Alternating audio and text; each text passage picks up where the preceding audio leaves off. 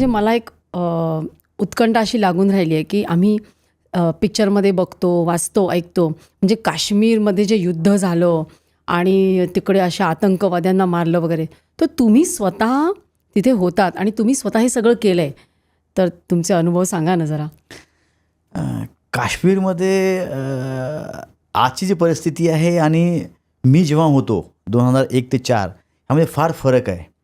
आजच्या परिस्थितीमध्ये तुम्ही न्यूजमध्ये सोशल मीडियामुळं फास्ट तुम्हाला लगेच कळतं की आज इथं एन्काउंटर झालेलं आहे, 2 आतंकवादी मारले गेले, आमचे जवान शहीद झाले. पण ज्यावेळेस मी होतो 2001 ते 4च्या वेळी, त्यावेळी फार फार इतकी सोशल मीडियाची कव्हरेज नव्हती, लोकांकडे इतकी बातम्या पोहोचायच्या नाही. पण त्यावेळेस चॅलेंजेस आणि डिफिकल्टी जास्त होत्या. आणि मी सातारा सैनिक स्कूलचा स्टुडंट आहे मॅडम. मी लातूर मी सुरुवातीपासून घेतो. मी एका गावातनं आलेलो आहे, लातूर जिल्ह्यामधनं. तिथनं मी आमचे आईवडील जे होते ते सगळे बॅकग्राऊंड आमचा फौजी आहे. माझे आजोबा स्वातंत्र्य सेनानी, माझे वडील मिलिटरीमध्ये होते, माझे काका, माझे मावशीचे जे हजबंड जे ते पण काका, सगळे म्हणजे एक परिवारातले मॅक्सिमम लोक जे होते ते फौजमध्ये होते. त्यामुळं मला पण एक आवड होती आणि युनिफॉर्मचं ग्लॅमरचं ते एक आवड होती. त्यामुळं मी सायन्स स्कूल साताऱ्यामध्ये गेलो. साताऱ्यामध्ये माझी ट्रेनिंग पूर्ण केली मी आणि तिथनं मी NDAमध्ये जॉईन केलं. फर्स्ट अटेम्प्टमध्ये मी NDA जॉईन केलं. अरे वा. आणि NDAमध्ये 3 वर्ष ट्रेनिंग पुण्यामध्ये आणि त्यानंतर इंडियन मिलिटरी अकॅडमीमध्ये 1 वर्ष आणि त्यानंतर मी भारतीय सेनेमध्ये अधिकारी म्हणून मी कमिशन झालो. मग पहिलं पोस्टिंग माझं तेच काश्मीरला होतं. आणि आता ते पहिलं आणि डायरेक्ट काश्मीर. येस. मी माझे वय होतं 21, 22 वर्षाचं मी होतो. त्यावेळी माझं पहिलं पोस्टिंग होतं काश्मीरमध्ये.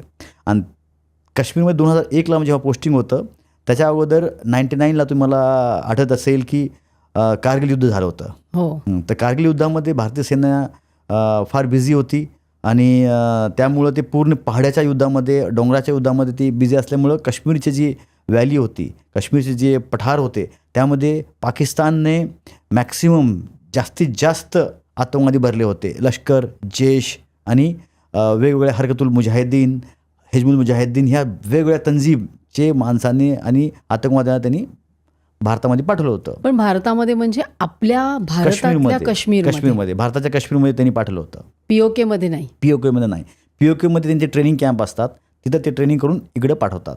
आणि ते सगळं होतं ते पाकिस्तान आर्मीच्या निगराणीखाली होतं. काय सांगता? येस. पाकिस्तान आर्मी फार पाकिस्तान आर्मी अशी आहे, प्रत्येक देशाला एक आर्मी असते, पण पाकिस्तान आर्मीला एक देश आहे. प्रत्येक शॉट त्यांच्या देशातला त्यांची आर्मी कंट्रोल करते. चाहे तिथे पॉलिटिशियन असू द्या, चाहे इकॉनॉमिक्स असू द्या, चाहे कुठलाही इंटरनॅशनल पॉलिसी असू द्या, मॅक्सिमम कंट्रोल जो आहे तो डीप स्टेट ऑफ पाकिस्तान आर्मीचा आहे. म्हणजे Pakistani rule by army. Yes, you can say that. आणि त्या काळी 2001च्या काळी भरपूर इन्फिल्ट्रेशन व्हायचं. आणि इन्फिल्ट्रेशन व्हायचं तेव्हा माझी पोस्टिंग होती कुपवाडा जिल्ह्यामध्ये. जिल्हा कुपवाडा, एक छोटंसं तिथं एक तहसील आहे हंडवारा, तिथनं एक छोटंसं गाव आहे कक्रोसा. 6th राष्ट्रीय रायफल्स ही माझी बटालियन होती, 6th राष्ट्रीय रायफल्स. आणि तिथं माझा एक डेल्टा कंपनी म्हणून मला एक कंपनी कमांडर म्हणून निवडण्यात आलं होतं. 2001मध्ये जूनमध्ये जॉईन केलं होतं. डेल्टा कंपनी म्हणजे काय?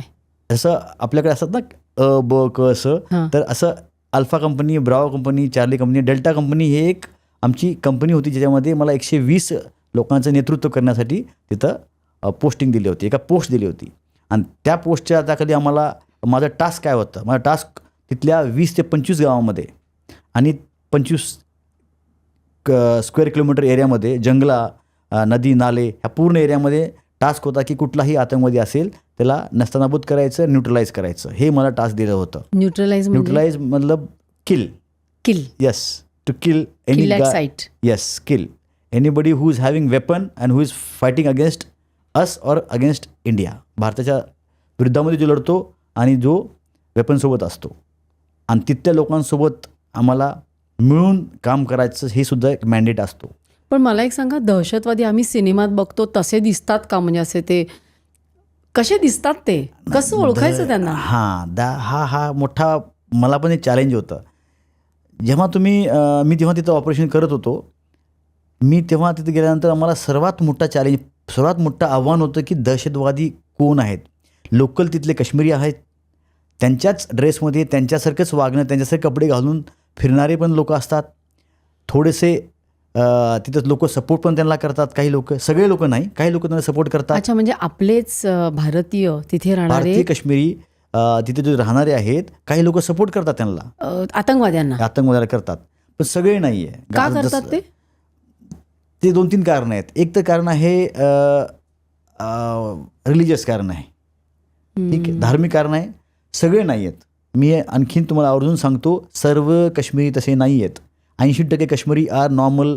दे 80-90% they are normal people. They want चांगले जीवन, चांगल्या मुलांचं शिक्षण हे त्यांना पाहिजे. पण त्यांना भारताविषयी आहे प्रेम आहे. हां, त्यांना भारताविषयी प्रेम आहे.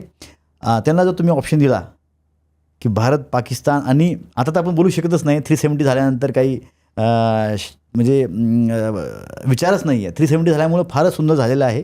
पण त्या काळी सांगतो, त्या काळी असं होतं की त्यांना जर ऑप्शन दिलं असतं तेव्हा त्यांना इंडिपेंडंट राहायला आवडलं असतं. त्यांना पाकिस्तानला जायचं आवडत नाही आहे, त्यांना पाकिस्तानला विलीन व्हायचं नाही आहे. त्यामुळे त्यांनी इंडियासोबत विलीन करून ॲग्रीमेंट केली आणि आपल्यासोबत ते आले. थोड्या काही चुका झाल्या पॉलिटिकली, ते मी काही जास्त सांगणार नाही त्याबद्दल. आणि काही पाकिस्ताननं त्याचा गैरफायदा घेऊन त्यांनी आतमध्ये पाठवले. आणि ते ह्याचं बॅकग्राऊंड काय आहे? 1947 मध्ये पहिलं आपलं युद्ध झालं पाकिस्तानसोबत. कशामुळे झालं होतं? पाकिस्तानला काश्मीर पाहिजे होता. जम्मू आणि काश्मीर हे मुस्लिम मेजॉरिटी होता. इंडियाचं विभाजन कशासाठी झालेलं आहे? इंडियाचं विभाजन झालेलं आहे 2 नेशन थिअरी, म्हणजे मुस्लिम लोकांना एक वेगळं राज्य पाहिजे असं मुस्लिम लीग, जो मोहम्मद अली जिनानी मांग केली होती, त्यामुळे सेपरेट झाला. काही असे राज्य होते, प्रिन्सली स्टेट होते, ज्यामध्ये मुस्लिम मेजॉरिटी आणि त्यावरती राजा हिंदू असे काही होते, जसं हैदराबादचा निजाम. तसंच आता तुम्ही पाहिला तर काश्मीरचे जे मॅक्सिमम पॉप्युलेशन होती ते मुस्लिम होते, राजा हिंदू होता. तर असे काही स्टेट्स होते, ते स्वतः स्वातंत्र्य राहण्यासाठी त्यांनी आपलं निवेदन दिलं होतं.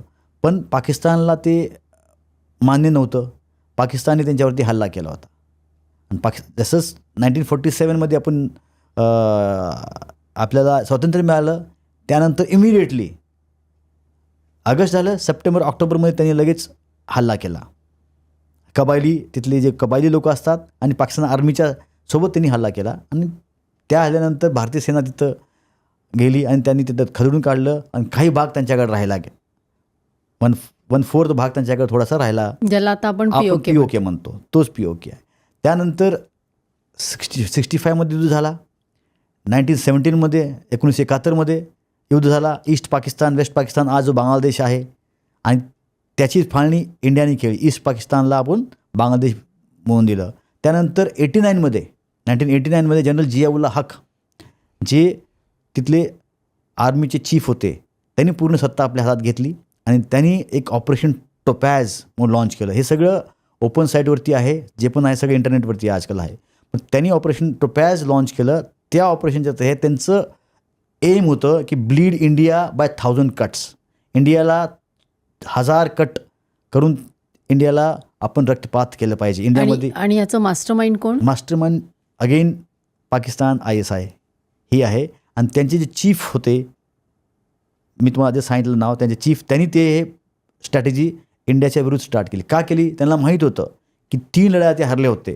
47 लढ्या हरले होते, 65 लढ्या हरले होते, आणि 71 मध्ये तर आम्ही 93,000 त्यांचे 93,000 सैनिक त्यांची शरण घेतले होते. त्यांना 2 तुकडे केले होते. पण त्यांना हे कळून चुकलं होतं की आपण भारतासोबत समोरासमोर जिंकू शकत नाही आहे. त्यामुळं त्यांनी हे strategy operation Topac to bleed India by 1000 cuts हे त्यांनी स्टार्ट केली. त्यामध्ये त्यांचं मुख्य एम होतं की इंडियामध्ये इन्सर्जन्सी करायची, इंडियामध्ये उठाव अलगावात करायचा. त्यामध्ये त्यांनी सर्वात पहिलं 1984 मध्ये पंजाबमध्ये उठाव केला. पंजाबी तुम्ही खालिस्तानचे जे मुवमेंट बघता तेव्हा त्यांनी स्टार्ट केलेली आहे. 1989 मध्ये जे मुवमेंट स्टार्ट केलं, काश्मीर मुवमेंट, ते again backed by Pakistan, ISI. तर हे सगळे मुवमेंट स्टार्ट केले. त्यानंतर 99ला कारगिल युद्ध झालं. 10 वर्षामध्ये त्यांनी असं सिच्युएशन केली की भारतीय सेना काश्मीर व्हॅलीमध्ये आतंकवाद्यासोबत लढत होती, जे बॅक्ड लोकांसोबत लढत होती. तेव्हा त्यांनी कारगिलवरती येऊन बसले आणि त्यांनी कब्जा केला, कारगिल हाईट्स. मग त्यामुळे परत आर्मीला जाऊन तिथं क्लिअर करावं लागले आणि युद्धामध्ये परत भारतीय सेनेनं विजय घेतला. तर हे सगळं होत असं 99 कारगिलनंतर परत ते हारले, पण त्यांना हे सोडायचं नाही आहे.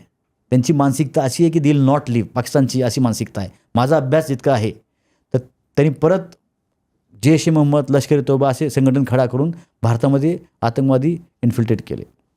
काही तत्त्व आहेत जे काश्मीरमध्ये काही तत्त्व जे असायचे ते त्यांना मदत करायचे, फक्त एक रिलिजियस बॅकग्राऊंडसाठी, सेकंडली पैशासाठी, फायनान्शियल सपोर्ट. हे एक इंडस्ट्री आहे काही लोकांसाठी. आपल्या म्हणजे जे सपोर्ट करतील त्यांना पैसा दिला जायचा. येस, पैसा दिला, हवाला थ्रू पैसा येतो, सगळं पैसा. म्हणजे पाकिस्तान देतं की परत पाकिस्तानचा करता सवरता दुसरा कोणी आहे? नाही, पाकिस्तानचं करता सवरता दुसरं कोणी नाही आहे. पण हा जो त्याचा एम आहे पाकिस्तानचा, की त्याला काश्मीर पाहिजे. ही क्लिप शेवटपर्यंत बघितल्याबद्दल खूप खूप धन्यवाद. संपूर्ण एपिसोड बघण्यासाठी खाली दिलेल्या लिंकवर क्लिक करा आणि सर्व काही चॅनलला